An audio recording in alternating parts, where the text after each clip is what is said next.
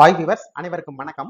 இன்னைக்கு நம்ம பார்மசூட்டிக் சப்ஜெக்ட்ல இருந்து பார்க்கக்கூடிய ஒரு முக்கியமான சாப்டர் சைஸ் செப்பரேஷன்ஸ். போன கிளாஸ்ல வந்து சைஸ் ரெடுக்ஷன்ஸ் பார்த்தோம். அதாவது ஒரு லார்ஜ் பார்ட்டிகல்ஸ் வெளியில இருந்து நம்ம ஒரு மெக்கானிக்கல் ஃபோர்ஸ் கொடுத்து அது சின்ன சின்ன ஸ்மால் சைஸ்டு பார்ட்டிகல்ஸா வந்து கன்வெர்ட் பண்றோம். ஓகேங்களா? ஒன் சைஸ் ரெடுக்ஷன் பண்ணதுக்கு அப்புறம் அதனுடைய கண்டினியூஷன் ப்ராசஸ் தான் சைஸ் செப்பரேஷன்ஸ். அதாவது இந்த சைஸ் செப்பரேஷன்ஸ் மூலமா நம்ம என்ன பண்றோம் அப்படின்னா, டிசைடு பார்ட்டிகல் சைஸ் நமக்கு எந்த சைஸ்ல வந்து பார்ட்டிகல்ஸ் வேணுமோ, ஓகேங்களா, அதே போல யூனிஃபார்ம் சைஸ்டு பார்ட்டிகல்ஸ், அதுல இருக்கிற பார்ட்டிகல்ஸ் எல்லாம் யூனிஃபார்ம் சைஸ்ல இருக்கிற பார்ட்டிகல்ஸ், இது என்ன பண்றோம், நாம தனியா பிரிச்சு எடுக்கிறோம். ஸோ இந்த decide particle size and uniform particle size வந்து ரொம்ப ரொம்ப இம்பார்ட்டன்ட் பார்ட்டிகல் சைஸ் அனலைசிஸ்ல.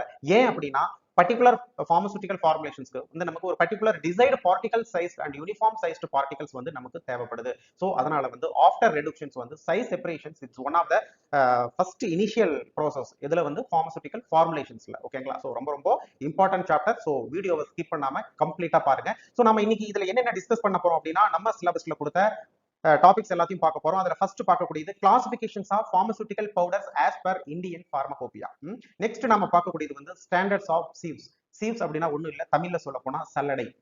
ஸோ இது வந்து ஒரு மெக்கானிக்கல் ப்ராசஸ். இந்த சீவ்ஸை வச்சு தான் நம்ம என்ன பண்ண போறோம், டிஃபரண்ட் சைஸ்ல வந்து யூனிஃபார்ம் சைஸ்ல வந்து நம்ம என்ன பண்ண போறோம், அந்த மிக்ஸ்டு டிஃபரண்ட் சைஸ்ல வந்து இருக்கிற அந்த பவுடர்ஸை வந்து நமக்கு டிசைட் பார்ட்டிகல் சைஸா நமக்கு எந்த சைஸ்ல தேவையோ அந்த சைஸுக்கு நாம இந்த சல்லடை வச்சு நாம என்ன பண்ண போறோம், சைஸ் செப்பரேட் பண்ண போறோம். ஓகேங்களா? அதை தான் நம்ம என்ன சொல்றோம், சீவ் அப்படின்னு சொல்றோம். ஸோ இதனுடைய ஸ்டாண்டர்ட் ஆஸ் பர் இந்தியன் பார்மகோபியா, இதையும் பார்க்க போறோம். நெக்ஸ்ட் வந்து நமக்கு வந்து சிலபஸ்ல கொடுத்த சைக்ளோன் செப்பரேட்டர், அதனுடைய ஒர்க்கிங் பிரின்சிபல்ஸ் பத்தி நம்ம பார்க்க போறோம். ஸோ இந்த மூணையும் நாம இந்த வீடியோல இன்னைக்கு நம்ம கவர் பண்ண போறோம். ஸோ வாங்க வீடியோக்குள்ள போகலாம்.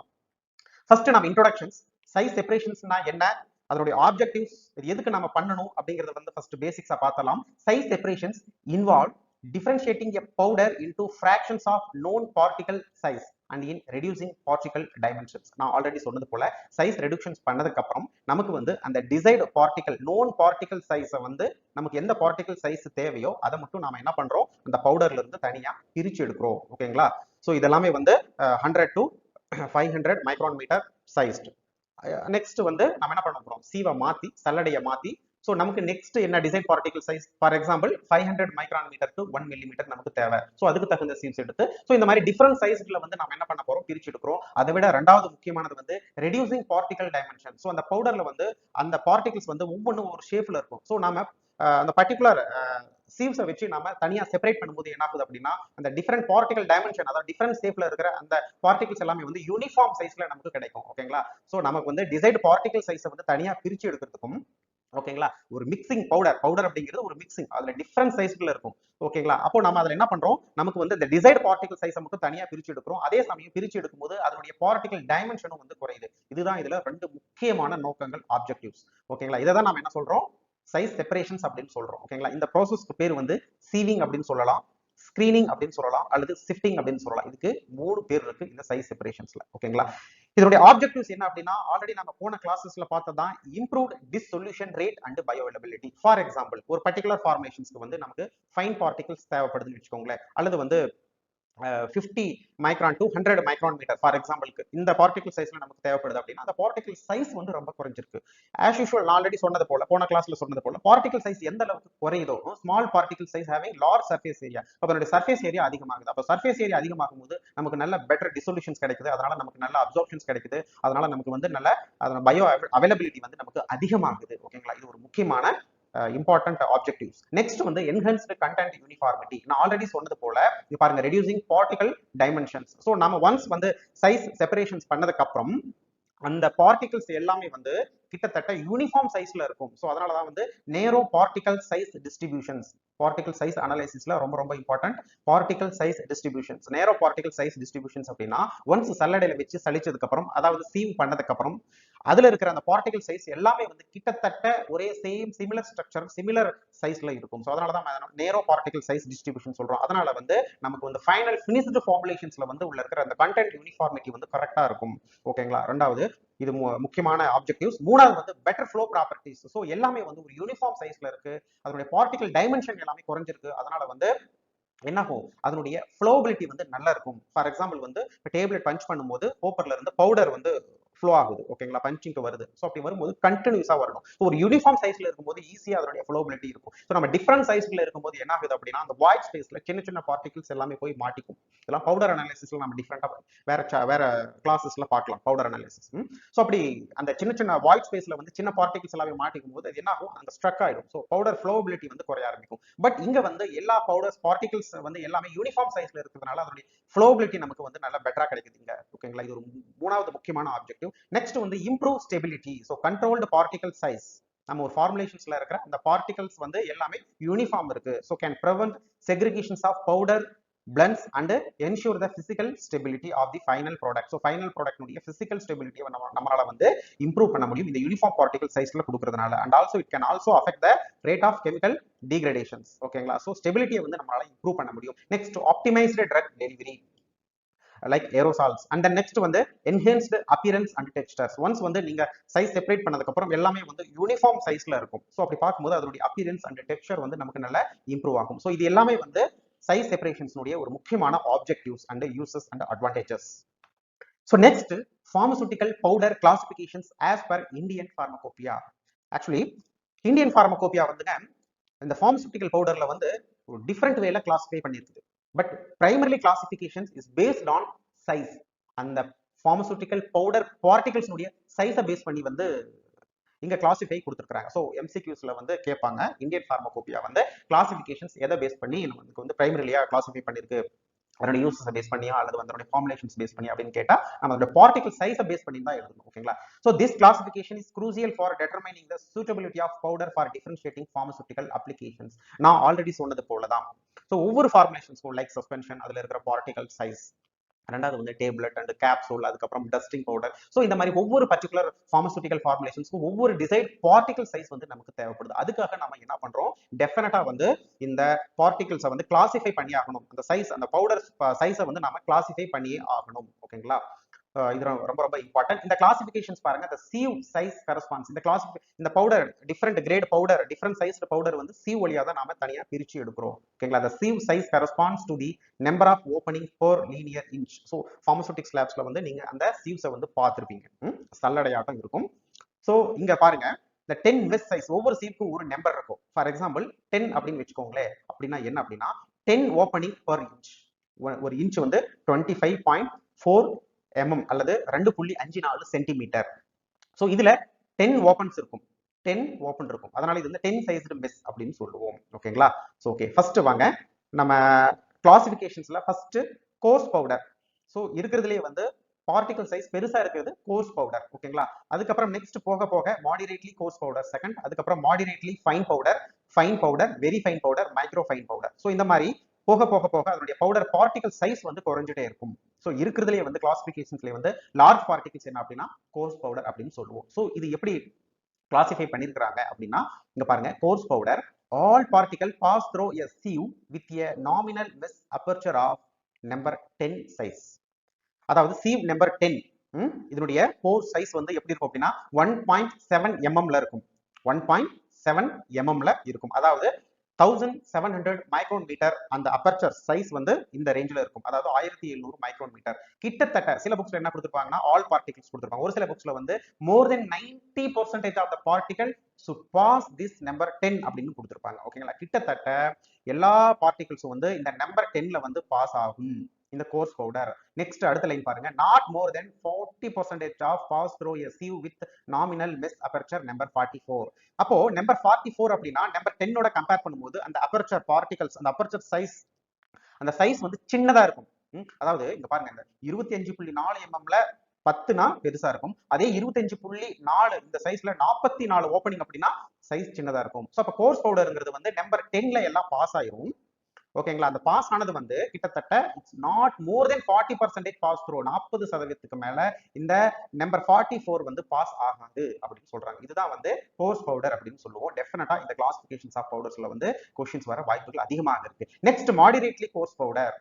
இது வந்து all particles pass through a sieve with nominal mesh aperture number 22 mesh size 22ல வந்து அதாவது அதனுடைய சைஸ் வந்து 850 மைக்ரான் மீட்டர் பார்ட்டிகல் சைஸ் அந்த அபர்ச்சர் சைஸ் ஓப்பனிங் வந்து 850 மைக்ரான் மீட்டர் அதாவது மெஸ் சைஸ் வந்து நம்பர் 22 இதுல கிட்டத்தட்ட எல்லா பவுடர்ஸும் வந்து பாஸ் ஆயிரும் next not more than 40% pass through a sieve with nominal mesh aperture number 60 அதாவது நம்பர் 22ல எல்லாம் பாஸ் ஆயிரும் 40% மேல பாஸ் ஆகாது இதுல நம்பர் 60ல இதுதான் வந்து மாடரேட்லி கோர்ஸ் பவுடர் அப்படின்னு சொல்லுவோம் அதுக்கு அடுத்தது moderately fine powder moderately coarse பவுடரோட சின்ன சைஸ் பார்ட்டிகல்ஸ் சோ இதுல என்ன சொல்ல வராங்கன்னா all particles pass through a sieve with nominal mesh aperture of number 44 அதாவது 44 sieve 44 நம்பர்ல இருக்கிற அந்த sieve அதுல கிட்டத்தட்ட எல்லா பார்ட்டிகல்ஸும் பாஸ் ஆயிடும் and not more than 40% pass through a sieve with a nominal miss aperture number 85 அதாவது இங்க பாருங்க ஓப்பனிங் சைஸ் இந்த அபர்ச்சர் சைஸ் வந்து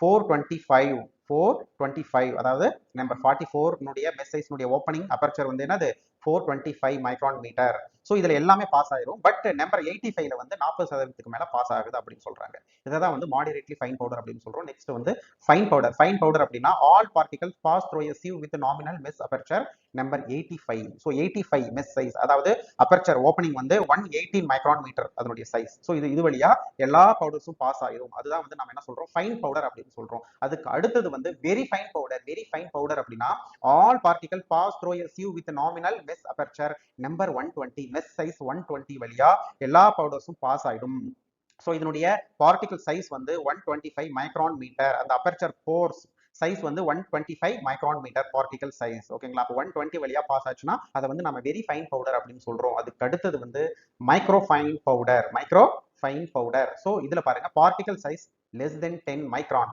particle size less than 10 micron ஒரு சில ஃபார்முலேஷன்ஸ் லைக் ஏரோசால்ஸ் இது எல்லாத்துக்குமே வந்து less than 10 micron metre particle size நமக்கு தேவை ஓகேங்களா சோ அதனால கண்டிப்பாக ஏரோசால் ஃபார்முலேஷன்ஸ்க்கு வந்து மைக்ரோ ஃபைன் பவுடர் தேவை சோ அதனால இதனுடைய சைஸ் வந்து less than 10 மைக்ரான்ஸ் இந்த மாதிரி டிஃபரண்ட் கிரேட்ல வந்து நம்ம ஐபி வந்து கிளாசிஃபை பண்ணியிருக்காங்க நல்ல கவனிங்க ஃபர்ஸ்ட் கோர்ஸ் பவுடர் இது வந்து number 10 moderately coarse powder number 22ல பாஸ் ஆகும் மாடரேட்லி ஃபைன் பவுடர் இந்த பவுடர் எல்லாமே வந்து 44ல எல்லாம் பாஸ் ஆகும் ஃபைன் பவுடர் இந்த பவுடர்ஸ் இந்த சைஸ்டு ஃபைன் பவுடர் எல்லாமே வந்து நம்பர் 85ல எல்லாம் பாஸ் ஆயிடும் very fine powder number mesh size number 120ல எல்லாமே பாஸ் ஆயிடும் மைக்ரோ ஃபைன் பவுடர் அதாவது less than 10 மைக்ரான் இதுதான் வந்து classifications of pharmaceutical powders as per Indian pharmacopoeia so ஒவ்வொரு பார்மகோபியாவும் வந்து என்னது அவங்க ஒரு டிஃபரெண்ட் சைஸ்டு நம்பர் வந்து கொடுத்துருப்பாங்க பட் ஆஸ் பர் ஐபி இதுதான் ஓகேங்களா சோ இதை தான் நாம ஃபாலோ பண்ணோம் next classifications of powder based on use base பண்ணி நம்ம கிளாசிஃபை பண்ணிருக்காங்க பட் பிரைமரிலி இம்பார்ட்டன்ட் வந்து இது பேஸ்ட் ஆன் சைஸ் தான் ஓகேங்களா சோ ஓரல் பவுடர்னா intended for internal use oral வழியா எடுத்துக்கிறது ஃபார் எக்ஸாம்பிள் ஆன்டாசிட் பவுடர் வாரஸ் பவுடர் இதெல்லாம் வந்து ஓரல் பவுடர் நெக்ஸ்ட் வந்து டாபிக்கல் பவுடர் ஃபார் எக்ஸ்டர்னல் அப்ளிகேஷன்ஸ்க்காக யூஸ் பண்றது for example dusting powder and antiseptic powder இதெல்லாமே வந்து டாபிக்கல் பவுடர்ஸ் இதெல்லாமே யூஸை பேஸ் பண்ணி நெக்ஸ்ட் வந்து எஃபர்வசன்ஸ் பவுடர் இதுல வந்து ஆசிட்ஸும் அண்ட் கார்போனேட் பைகார்போனேட்டும் இருக்கும் ஸோ ஒன்று சேரும்போது with help of water carbon dioxide வந்து எவால்வ் ஆகும் ஸோ இதை வந்து எஃபர்வசன்ஸ் பவுடர் அப்படின்னு சொல்றோம் ஓகேங்களா ஸோ இது one type of powder next வந்து dentifrices for tooth powder dental ப்ராடக்ட்ல முக்கியமான ஒரு formulations dentifrices example tooth powder அதுக்கப்புறம் இன்சப்லேஷன்ஸ் என்ன அப்படின்னா it's very fine powder for introductions into body cavities நம்ம பாடி கேவிட்டியில வந்து டாபிக்லாம் அப்ளை பண்றது தான் இன்சப்லேஷன்ஸ் அப்படின்னு சொல்லுவோம் for example body cavity nasal and இயர்ல வந்து அப்ளை பண்ணுவாங்க அதுக்கப்புறம் வந்து பவுடர் ஃபார் இன்ஜெக்ஷன் இதெல்லாமே வந்து sterile powder to be reconstituted before use so use பண்றதுக்கு முன்னாடி ஃப்ரெஷ்ஷா வந்து வாட்டர் ஃபார் இன்ஜெக்ஷன்ஸ்ல ரீகான்ஸ்டியூட் பண்ணுவாங்க this is powder for injection sterile preparation for example antibiotics for example amoxicillin ஓகேங்களா இதெல்லாமே வந்து பேஸ்ட் ஆன் யூசஸ் நெக்ஸ்ட் வந்து கிளாசிஃபிகேஷன் பேஸ்ட் ஆன் ஃபார்முலேஷன்ஸை பேஸ் பண்ணி நம்ம ஃபர்ஸ்ட் பார்க்கக்கூடியது bulk powder it is a non potent லூஸ்ல இருக்கும் loose powder dispensed in large quantities இதை தான் நம்ம பல்க் பவுடர் அப்படின்னு சொல்றோம் for example antacid and dusting powders இதெல்லாமே வந்து பல்க் பவுடர்ஸ்க்கான எக்ஸாம்பிள் நெக்ஸ்ட் வந்து டிவைடைட் அப்படின்னா சிங்கிள் டோஸ் பவுடர் அப்படின்னு சொல்லுவோம் தனியா சாக்கெட்ல தனியா சிங்கிள் டோஸ் வந்து பேக் பண்ணிருப்பாங்க இது வந்து சார்ச்சுலே அப்படின்னு சொல்லுவோம் இண்டிவிஜுவலி ராப்ட் இன் பேப்பர் ஆர் ஃபாயில் ஓகேங்களா தனியா சிங்கிள் டோஸ் தனித்தனியா சின்ன குவான்டிட்டிஸ்ல வந்து சிங்கிள் டைம் யூஸ் பண்றதுக்காக நமக்கு வந்து தனியா பேக் பண்ணிருப்பாங்க இதை டிவைடட் பவுடர் அப்படின்னு சொல்லுவோம் நெக்ஸ்ட் வந்து கிரானுவல்ஸ் இது வந்து பார்ட்டிகல்ஸ் எல்லாமே வந்து ஒன்று சேர்ந்து அக்ளோமரேட் ஆன ஒரு ஃபைனல் ப்ராடக்ட் தான் கிரானுவல்ஸ் அப்படின்னு சொல்லுவோம் so agglomerate of powder particles for better flow properties அதே சமயம் பஞ்சிங் அதாவது ஃபார் எக்ஸாம்பிள் டேப்லெட் ப்ரிப்பேர் பண்றதுக்கு முன்னாடி வந்து கிரானுலேஷன்ஸை கன்வெர்ட் பண்ணுவாங்க ஓகேங்களா ஸோ இதுக்கு நிறைய இது இருக்கு ஸோ நல்ல பஞ்சிங் ஆகிறதுக்கு அதனுடைய ஃப்ளோ ப்ராப்பர்ட்டியை வந்து இம்ப்ரூவ் பண்றதுக்காக இந்த கிரானுவல்ஸ்ல கன்வெர்ட் பண்ணுவோம் ஸோ இதெல்லாமே வந்து கிளாசிஃபிகேஷன்ஸ் பேஸ்ட் ஆன் ஃபார்முலேஷன்ஸ் ஓகேங்களா. அப்போ பவுடர் கிளாசிபிகேஷன்ஸ் வந்து ஃபர்ஸ்ட் பிரைமரிலியா வந்து சைஸ் பேஸ் பண்ணி கிளாசிஃபை பண்ணியிருக்காங்க. ஓகேங்களா, நம்ம பார்த்தோம் போன ஸ்லைட்ல. நெக்ஸ்ட் வந்து யூசஸ், அதுக்கப்புறம் வந்து formulations. Okay, next comfort sieve. நான் சொன்னேன்ல, இந்த சல்லடை, இந்த நம்பர் சைஸ் 10, 22, 44, 80, சாரி 60, 80, 85, 120, நெக்ஸ்ட் 240, இந்த மாதிரி சீவ் அப்படின்னு சொன்னேன்ல, அதோடைய ஸ்டாண்டர்ட் தான் நம்ம இப்போ பார்க்க போறோம். So sieve standard or standard of sieve as per Indian pharmacopoeia. நம்ம ஐபி இதை எப்படி ஸ்டாண்டர்டைஸ்டு பண்ணுது. So standardisations is very very important. எதுக்கு? Sieve size separation also refer to sieving or particle size analysis. இதை சீவிங் சொல்லுவோம் அல்லது particle size analysis சொல்லுவோம். Standardized to ensure consistency in pharmaceutical powder and granules. So நம்ம already சொன்னோம், செப்பரேஷன்ஸோடைய முக்கியமான agenda நோக்கமே வந்து நமக்கு decide particle size and uniform particle சைஸை வந்து அந்த மிக்சிங் பவுடர்ஸ்ல இருந்து தனியா செப்பரேட் பண்றது தான் நோக்கமே. ஓகேங்களா. ஸோ இதுல பாருங்க, இந்த pharmaceutical formulations consistency in powder and granules. The standards are based on mesh size. The standards are based on mesh size and apertures. யூசுவலா இந்த mesh size 10, 44 அப்படின்னு சொன்னோம்ல. அப்பர்ச்சர் அப்படின்னா ஓப்பனிங். அந்த சைஸ் என்ன, அந்த ஓப்பனிங் சைஸ் என்ன, பர் இன்ச்சுக்கு எத்தனை ஓப்பனிங் இருக்கு, அதுதான் மெஸ் சைஸ் அப்படின்னு சொல்லுவோம். ஃபார் எக்ஸாம்பிள், ஒரு இன்ச்சில் வந்து 10 ஓப்பனிங் இருக்கு அப்படின்னா மெஸ் சைஸ் 10. ஓகேங்களா. அல்லது ஒரு இன்ச்சில் வந்து 120 ஓப்பனிங் இருக்கு அப்படின்னா அது மெஸ் சைஸ் வந்து என்ன சொல்லுவோம், 120 அப்படின்னு சொல்லுவோம். புரியுதுங்களா. ஸோ ஃபைன் பவுடர் கொடுக்கக்கூடியது 120, பார்ட்டிகல் சைஸ் வந்து 125 மைக்ரான் மீட்டர்ல இருக்கும். புரியுது. அப்போ அந்த மெஸ் சைஸ் வந்து இன்க்ரீஸ் ஆக பார்ட்டிகல் சைஸ் வந்து குறைஞ்சிட்டே இருக்கு. அந்த அப்பர்ச்சர்ஸ், அந்த ஓப்பனிங் சைஸ் வந்து குறைஞ்சிட்டே இருக்கு. அப்போ ஸ்டாண்டர்டைசேஷன் எதை பேஸ் பண்ணி இருக்கு, mesh size and aperture base பண்ணி இருக்கு. இது யூசுவலா மில்லிமீட்டர் எம்எம்ல கொடுப்பாங்க அல்லது மைக்ரோமீட்டர்ல கொடுப்பாங்க. ஓகேங்களா. ஸோ இந்த standardization is defined in, note it, this standardization defined in bureau of Indian standard. நம்ம இந்தியன் ஸ்டாண்டர்ட்ல வந்து IS 460 பேஸ் பண்ணி இருக்கு இந்த ஸ்டாண்டர்டைசேஷன்ஸ். ப்ளீஸ் நோட் இட், 1 மார்க்ல கேட்க வாய்ப்பு இருக்கு. ஸோ இந்தியன் ஃபார்மகோபியா வந்து இந்த aperture, mesh size and apertures வந்து இந்த ஸ்டாண்டர்டைசேஷன் எதை டிஃபைன் பண்ணுது, IS 460 and also aligned with some international norms like IP adopt ISO 33101. இந்த ஸ்டாண்டர்டையும் வந்து நம்ம IP வந்து அடாப்ட் பண்ணுது. and also IP follow British standard SIV BSS அப்படின்னு சொல்லுவாங்க. ஸோ நம்ம இந்தியன் ஸ்டாண்டர்ட் வந்து முக்கியமானது IS 460, அதுக்கப்புறம் ISO 33101 இதையும் ஃபாலோ பண்ணுது, அடாப்ட் பண்ணுது IP. அதே சமயம் பிரிட்டிஷ் ஸ்டாண்டர்ட் SIV இதையும் வந்து ஃபாலோ பண்ணுது நம்ம இந்தியன் ஃபார்மகோபியா ஸ்டாண்டர்டைசேஷன் பர்பஸ்க்காக. இந்த IS 460 அதுல பார்ட் 1, பார்ட் 2 அண்ட் பார்ட் 3 3 இருக்கு. இந்த ஸ்டாண்டர்டைசேஷன்ல IS 460 பார்ட் 1 எதை ஃபோக்கஸ் பண்ணுது அப்படின்னா வயர் கிளாத் டெஸ்ட் சீவ்ஸ், அதுக்கான ப்ரொசீஜர்ஸ், அதுக்கான ஒரு ஸ்டாண்டர்டைசேஷன் ஆப்பரேட்டிங் ப்ரொசீஜர்ஸ் இதை எக்ஸ்பிளைன் பண்ணுது. நெக்ஸ்ட் வந்து IS 460 பார்ட் 2 வந்து பர்ஃபோரேட்டட் டெஸ்ட் சீவ் வந்து எக்ஸ்பிளைன் பண்ணுது. நெக்ஸ்ட் வந்து IS பார்ட் 3 வந்து method of examinations of aperture of test sieves இதை எக்ஸ்பிளைன் பண்ணுது. ஸோ இதையும் பார்த்துக்கோங்க, கேட்க வாய்ப்பு இருக்கு.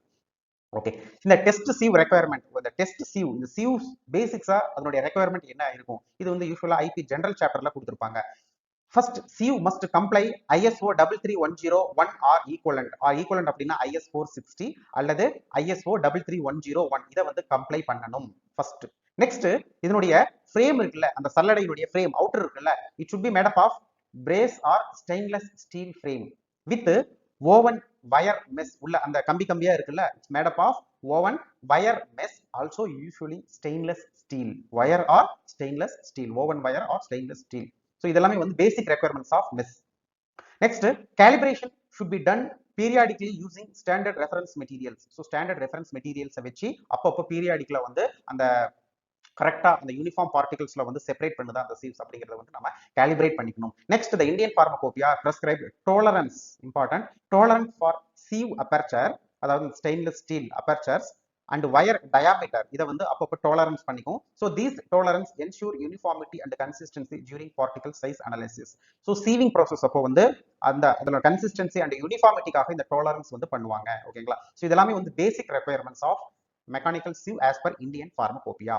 Okay, so next, commonly used sieve size in IP வந்து பேசிக்ஸா காமனா வந்து ஒவ்வொரு கிரேடட் ஆஃப் பவுடருக்கு வந்து எந்தெந்த மெஸ் சைஸ்ல வந்து சீவ் வந்து யூஸ் பண்றாங்க அப்படின்னு பார்க்கலாம்.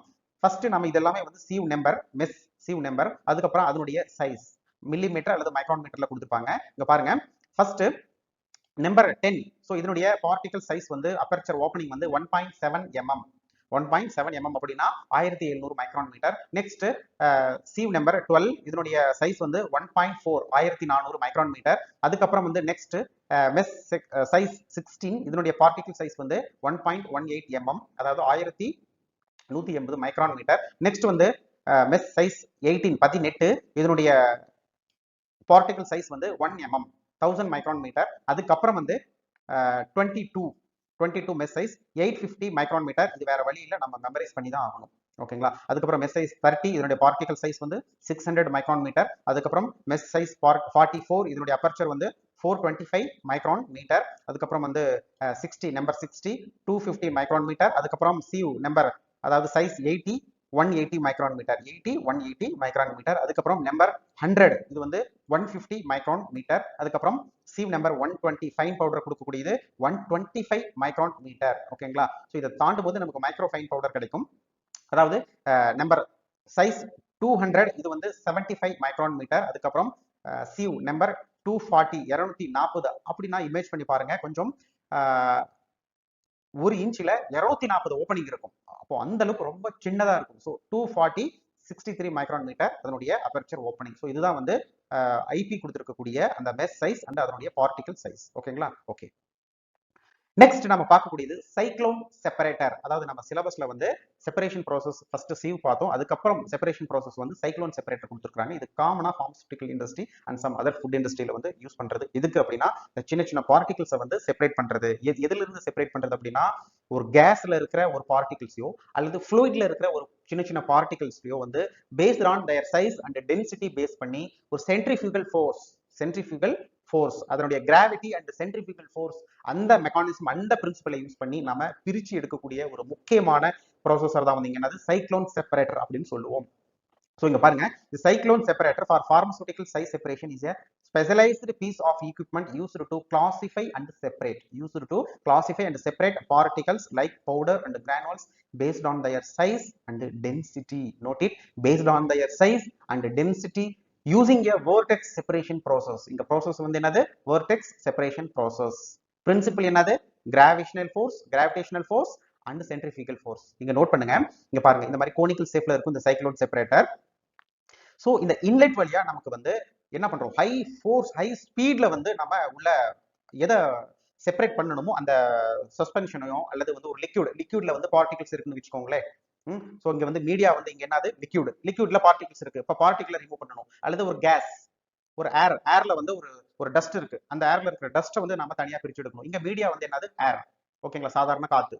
ஸோ இப்போ ஃபார் எக்ஸாம்பிள் இந்த ஒரு ஸ்லர்ரி ஒரு சொல்யூஷனை வந்து இதுல ஹை ஸ்பீட்ல பாஸ் பண்ணும்போது இது என்ன ஆகுது அப்படின்னா ஃபர்ஸ்ட் வந்து வேர்டெக்ஸ் ஃபார்ம் பண்ணும், ஒரு சுழலும் தன்மையை வந்து உள்ள கிரியேட் பண்ணும். ஓகேங்களா, அப்படி கிரியேட் பண்ண இந்த கோனிக்கல் ஷேப்ல இருக்கு. ஸோ அப்போ அதனுடைய நேச்சுரை மாத்தும். எப்படி நேச்சுரை மாத்தும் அப்படின்னா இங்க ஹை டென்சிட்டி அதிக வெயிட்டா இருக்கிற அந்த பார்ட்டிகல்ஸ், அதுக்கப்புறம் relatively large particles, relatively high dense and relatively large particles இருக்கிறதுலயே அதிக எடையும் அதிக சைஸ் இருக்கிற அந்த பார்ட்டிகல்ஸ் எல்லாமே வந்து இந்த கோனிக்கல் ஷேப்ல வந்ததுக்கு அப்புறம் அப்படியே கொஞ்சம் கொஞ்சமா கீழே இறங்க ஆரம்பிக்கும். அப்படியே கீழே இறங்கும் போது இந்த வேர்டெக்ஸ்ல ஆயிட்டு இருந்துச்சு அந்த ஃப்ளூயிட் ஆர் ஏர், இது என்ன ஆகும், மறுபடியும் இங்க பக்கத்துல வந்த உடனே இங்க பாருங்க ஃபர்ஸ்ட் வந்து ஒரு அவுட்டர் வேர்டெக்ஸை வந்து ஃபார்ம் பண்ணிச்சு.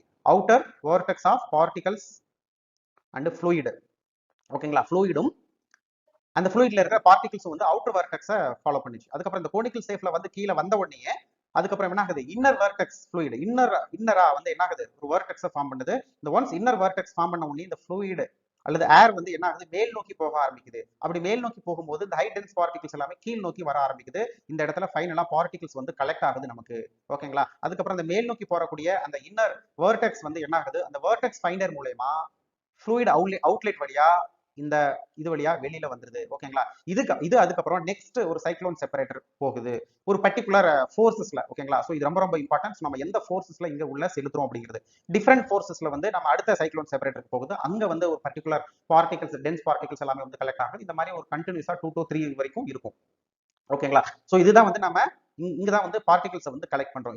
இதுதாங்க வந்து சிம்பிள் ப்ரொசீஜர்ஸ். இந்த கிராவிஷனல் ஃபோர்சஸ் பாருங்க, ஃபர்ஸ்ட் இந்த வோர்டெக்ஸ் எப்படி ஃபார்ம் ஆகுது, சென்ட்ரிஃபியூகல் ஃபோர்சஸ்னால வோர்டெக்ஸ் ஃபார்ம் ஆகுது. இந்த கிராவிஷனல் ஃபோர்சஸ்னால பார்ட்டிகல்ஸ் வந்து செட்டில் டவுன் ஆகுது. இதுதாங்க பேசிக் ஒர்க்கிங் பிரின்சிபல்ஸ். ஓகேங்களா, the relatively high fluid velocity பாருங்க, ஹை வெலாசிட்டில வந்து fluid வந்து உள்ள இன்ட்ரோடியூஸ் பண்றோம். produce a vortex that throw solid particles out on the walls of the cyclone. The particles are forced down the conical section of the cyclone.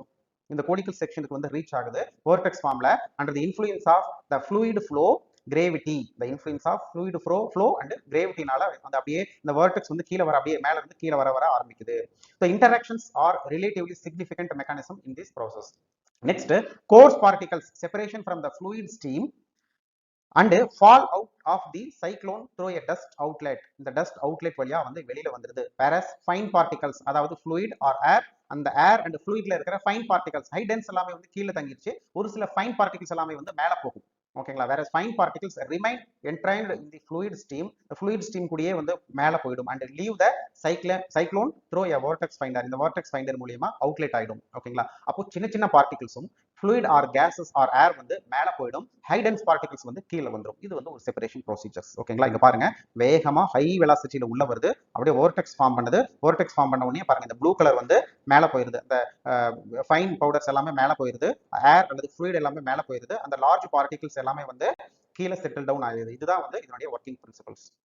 இதோட advantage என்ன அப்படின்னா, no filter required. இங்க வந்து நம்ம எங்கேயுமே ஃபில்டர் யூஸ் பண்ணல, like sieve மாதிரி இங்க ஃபில்டர் யூஸ் பண்ணல. அதனால இங்க ஃபில்டர் யூஸ் பண்ணாதான் அந்த சின்ன சின்ன போர்ஸ் வழியா வந்து சிக்கிக்கும், சின்ன சின்ன பார்ட்டிகல்ஸ் எல்லாமே வந்து பிளாக் பண்ணிடும். அந்த பிரச்சனை இதுல இல்ல. இது வந்து continuous operations with high throughput. இது வந்து கண்டினியூஸ் ஆபரேஷன்ஸ். நெக்ஸ்ட் வந்து scalable for different productions capacity. Different production கெபாசிட்டிஸ்ல வந்து நம்ம இந்த செப்பரேஷன் ப்ராசஸை வந்து கேரி பண்ண முடியும். நெக்ஸ்ட் வந்து suitable for heat sensitive material. ஒரு சில தெர்மோலேபிள் சப்ஸ்டன்சஸ் இதுல வந்து ஹீட் ஜெனரேட் ஆகாது. ஸோ அதனால ஹீட் சென்சிட்டிவ் மெட்டீரியல்ஸை வந்து நம்ம இதில் ஹேண்டில் பண்ணலாம். ஸோ இது வந்து கிட்டத்தட்ட இதனுடைய சைஸ் ரேஞ்ச் வந்து it can separate from 5 to 150 micron metre range வரைக்கும் பார்ட்டிகல்ஸை வந்து நம்ம இதனால செப்பரேட் அவுட் பண்ண முடியும். இது எல்லாமே வந்து அட்வான்டேஜ். நெக்ஸ்ட் வந்து லிமிடேஷன்ஸ் என்ன அப்படின்னா, lower efficiency for very fine powder. நமக்கு லெஸ் தென் 5 மைக்ரான் மீட்டர் வேணும் அப்படின்னா இதுல பிரிச்சு எடுக்கிறது ரொம்ப ரொம்ப கஷ்டம். ஃபார் எக்ஸாம்பிள், அதுக்கு அடுத்த next step like bag filter or electrostatic precipitation, இந்த ப்ராசஸ் மூலமா நம்ம வந்து லெஸ் தென் 10 மைக்ரான் மீட்டர் வந்து நாம தனியா செப்பரேட் அவுட் பண்ணிக்கலாம். Relatively compared than bag filter and electrostatic precipitation process compare பண்ணும்போது இது வந்து லோயர் எஃபிஷியன்சி. ஏன்னா அப்படின்னா ஃபைன் பார்ட்டிகல்ஸ் பிரிச்சு எடுக்க முடியாது. நெக்ஸ்ட் பிரஷர், அதில் ஹை வெலாசிட்டி ஹை பிரஷர்ல உள்ள இன்ட்ரோடியூஸ் பண்றோம். So pressure drop can be significant. So requiring proper system design. So இதெல்லாம் இந்த மைனர் லிமிடேஷன்ஸ் தான். ஓகேங்களா? ஸோ சைக்ளோன் செப்பரேட்டர் வந்து ஒரு இம்பார்ட்டன்ட் ப்ராசஸர், ஒரு important separator in large scale ஃபேக்டரியில. ஓகேங்களா? ஸோ ஓகே ஃப்ரெண்ட்ஸ், இன்னைக்கு நாம வந்து செப்பரேஷன்ஸ்னா என்ன, அதனுடைய ஆப்ஜெக்டிவ்ஸ் என்ன, இம்பார்ட்டன்ஸ், நம்ம ஐபி வந்து பவுடரை வந்து எப்படி கிளாசிஃபை பண்ணிருக்கு. ஓகேங்களா? ஸோ சீவனுடைய ஸ்டாண்டர்டைசேஷன்ஸ், அதுக்கப்புறம் சைக்ளோன் செப்பரேட்டருடைய ஒர்க்கிங் பிரின்சிபல்ஸ், இதெல்லாமே வந்து நாம பேசிக்ஸா டிஸ்கஸ் பண்ணோம். ஸோ இந்த வீடியோ உங்களுக்கு ரொம்ப புரிஞ்சிருக்கும்னு நினைக்கிறேன். தேங்க்யூ.